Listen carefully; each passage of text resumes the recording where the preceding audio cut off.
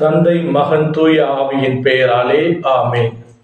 ஆண்டவர் உங்களோடு இருப்பாராக, உம் ஆன்மாவோடும் இருப்பாராக. இயேசுவில் பிரியமுள்ள இறை சொந்தங்களே, இந்த புதிய நாளிலே உங்கள் அனைவரையும் சந்திப்பதில் பெரும் மகிழ்ச்சி அடைகின்றேன்.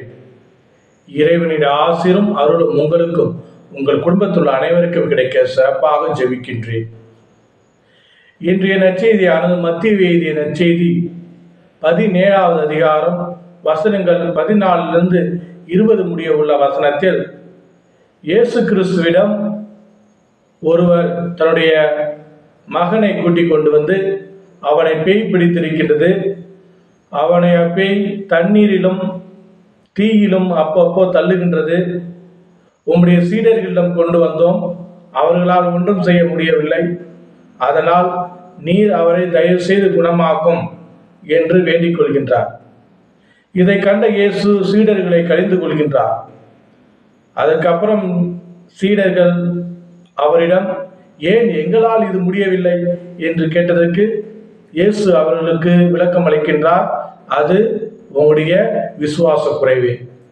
உங்களுடைய விசுவாசம் கடுகளவு இருந்தாலும் கூட இந்த மலையை பெயர்ந்து போ என்றால் அது போகும். ஆனால் உங்களிடையே விசுவாசம் இல்லாததை கண்டு நான் மிகவும் ஆச்சரியப்படுகின்றேன்.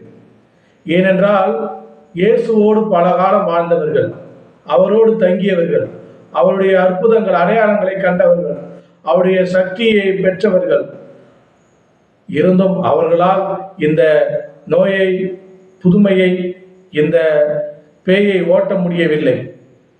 அதற்கு காரணம் அவருடைய பலகீனம், விசுவாசமின்மை, அந்த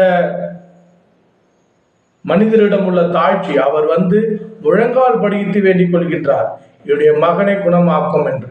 அவருடைய தாழ்ச்சியும் அவருடைய விசுவாசமும் அந்த பையனுக்கு குணத்தை தந்தது. நம்முடைய அவர் எதிர்பார்ப்பது விசுவாசம்.